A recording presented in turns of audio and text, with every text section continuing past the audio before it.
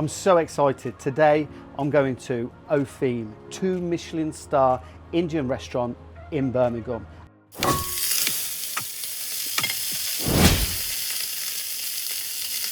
Aktar Islam, the chef owner, is an old friend of mine. We cooked against each other on Great British Menu 13 years ago. I'm so excited to see how he cooks his food. When guests eat at the restaurant, well, they don't know what to expect. There's no other Indian restaurant in the world that puts a menu together like we do. You know, how I make sure that the food represents my personality is I do my own food, and you ask yourself, you know, how different is it from where the root inspiration is? Well, I don't have a root inspiration. My root inspiration is my imagination and my journey of exploration. So it all boils down to my interpretation of what I've learned, and then how I choose to then express that. Opheem, for me, it started when I was 16 years old. That's where the name came into my head. You know, we've always worked in restaurants, and you know, at that age I'd already been in the trade for 3 years, so I started when I was 13. So, and you know, you always fantasize it. Most kids fantasize about playing football or becoming a footballer or whatever, you know, your dreams in their head. For me, it was about the ultimate restaurant. What are these? It's a mango palate cleanser. Yeah. So what's in this? So you've got it's like a sorbet recipe almost. So it's just mango puree with some super nutros and some sugar in it.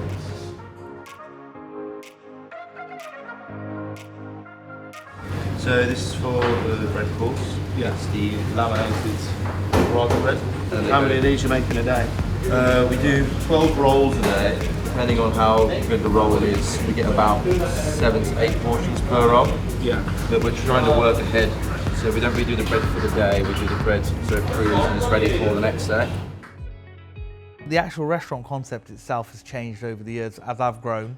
My perception, my ideas of what I wanted has changed as well, you know, and I think that's what really represents what Opheem is. It's my life's work. It's me as an individual, and my personal expression through the medium of food, and that being through flavors from the Indian subcontinent, whether that be today or we you know, exploit and you know, couple of thousand years worth of records and, you know, references that there are to start understanding how Indian food became what it is today. So what's going on with these quail? So we're stuffing it with a chicken mousse, Yeah. which has got green chili, wild garlic, korma spices, which include cardamom, cinnamon, mace, some comfrey shallot, and yeah, we're just stuffing the breast. Going to keep them whole, poach them, just to get the proteins in the chicken mousse, keeping the breast nice and still there. How many of them you got to do a day then? So it's 1 breast per portion. So tonight, 30 birds, but yesterday we had to do 50.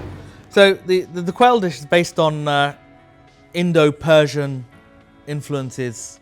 So we're talking circa 1400s, you know, pre-introduction of chili into Indian food. So that's why if you look at the colours on the that dish, they're all quite muted, and the spices that we're using, it's all aromats. So stuff like cardamom, cumin, heat comes from pepper, heat comes from that burn you get from ginger juice. So freshly squeezed ginger, that juice is used to add that burn that you traditionally get with almost like chili.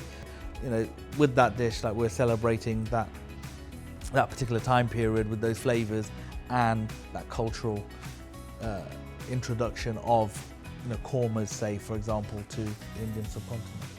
Okay, so dry age monkfish tails.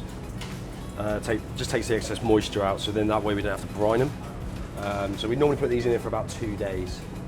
Just leave them age them on the bone. It doesn't have too much effect on the flavour of it, but it just basically means that they can dry. So when we come to barbecuing it, it's like it doesn't lose too much in weight. Same with scallops. Obviously, with scallops, what we normally do is we get them in fresh, we shuck them down, and we wash them. But then what we do is we freeze them just to denature them a little bit, so they're just a little bit softer. And then what we do is we put them back in here when they're defrosted, just to take that extra water out, so they're not going all soggy and gammy. aging beef. We age that for our tartare for our snack. Again, it's mainly with the meat one, it's to keep it nice and dry, same with like the chicken thighs here. So these have been brined, but then drained, and then we can basically dry out the skin, so then the skin will crisp up nicely. Also from a environmental health office perspective, it's great because you can keep absolutely everything segregated. So everything's got its own fridge, so fish, meat, but also means that we can use it in its prime.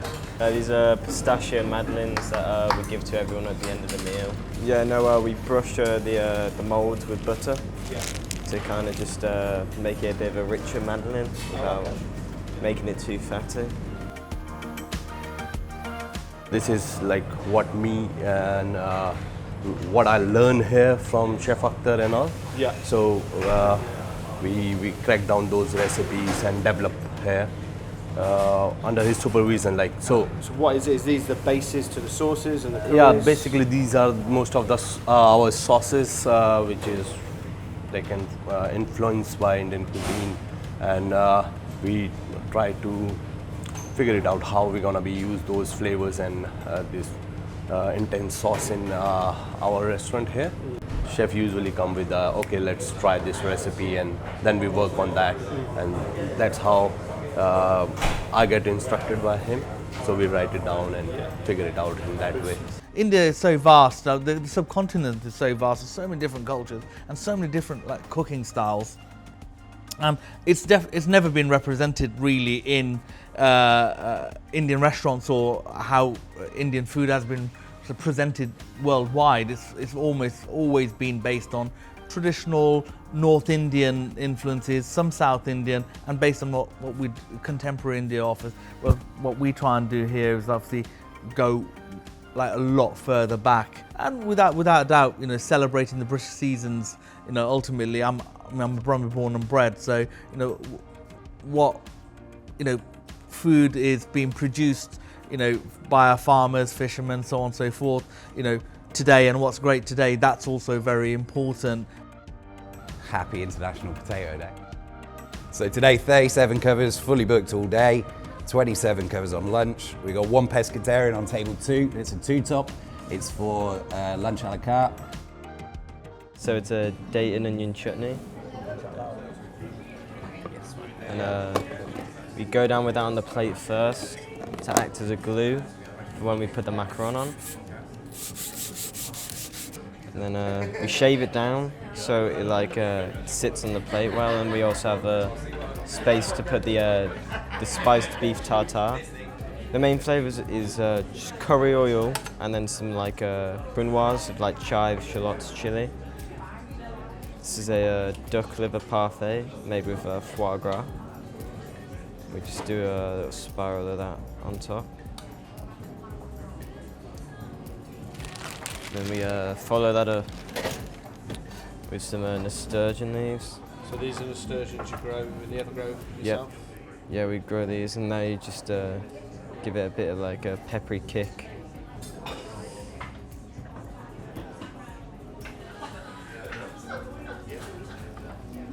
And goes the plate, on top with a gold leaf.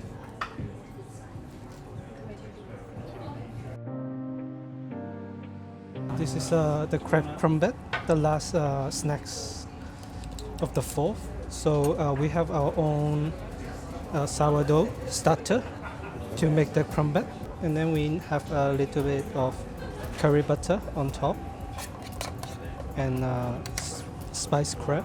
We hand-pick the crab, and we mix with some chives, shallots, and chili, and top with some lemon gel. And on the side we have kale sea bass. Yeah, we have kale sea bass. Some pork rice. Oh, okay. Yeah, and raw mango sauce. So essentially I'm running the floor of the kitchen. At the minute we have a lunch menu, so we'll be working from the tickets at the top from lunch. This is the tasting board, which will have all of the courses from 1 to 10. At the minute you can see where when we've sent, we will cross it off. As it's been called away, we will we'll put a line on it. If this gets lost, you know, if somebody's not on the path and controlling the kitchen, this will back up the whole thing. So then, essentially, if this is not kept in control, the kitchen will go down. Right, chef, so we have a soft shell crab, it's slightly tempuraed in a spice batter. We have some pickled crab here too, tomato chutney, some apple slices that we just finished with some borage flowers. The potato dish, it's basically working with the pink fir potato. When we're building it together, so there's a classic Indian street food patty which we turned into a crouton, and that's what the aloo tuk is based around.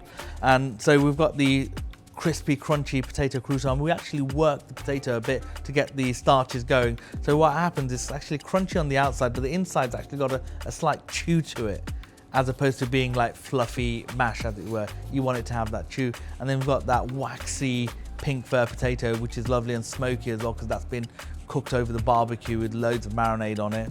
And you know, that's led to an incredible, I never thought I'd be known for a potato, to be honest. For me, the flavor profile has to be, you know, one of the greatest compliments I get when I get people who are slightly older, you know, from Asian background, and you know, from that culture, when they say this reminded me of something I had as a child, or something that I you know, and it reminded me of a trip and something I ate when I was in India as a child, and that's what it's about. So for me, the flavor, the ultimate flavor, has to be very pure. But you know, once again, it's a representation of me as a human being. You know, I respect my cultural heritage and, you know, my Bengali upbringing, but ultimately I can't deny the fact that I'm a Brit, born and bred. So the progression from, you know, opening to getting our first star within our first year was absolutely incredible. Every day, and with every menu, with every change that we make to the property, it's all about adding to that guest experience, and it's all about being better. And I guess that's our journey with Michelin, you know, and it's not over. We continuously strive to be better, and we'd love to see where this journey gets. But you know, getting that 2 stars, absolutely incredible. It's an amazing responsibility for us, but the journey's not over. I've had an incredible day today, spending time with my old friend Aktar. We've been downstairs with the team, seen how they prepare all of their incredible 2 Michelin star food. Although I've been cooking and in this industry 26 years, I love to see behind the scenes how every restaurant does things differently. And today's been incredible. We've seen the mise en place, we've seen their fish, their meat, their vegetables, the service. We've had a chat with Aktar Islam. It's been a really full, compacted day. And this was our first ever video. So hopefully you've enjoyed it. If there's any more you want to see, or any places you'd like us to visit, subscribe and get in the comments. Tell us what you want to see from this channel.